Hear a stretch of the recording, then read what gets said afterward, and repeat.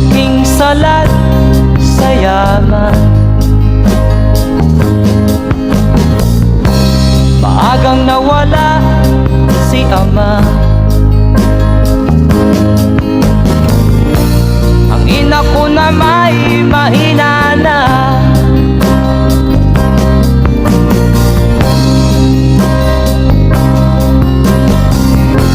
Kami inamak ng lubusan, inapit, tinatawanan. Kami itinuring na basahan. Sila ba'y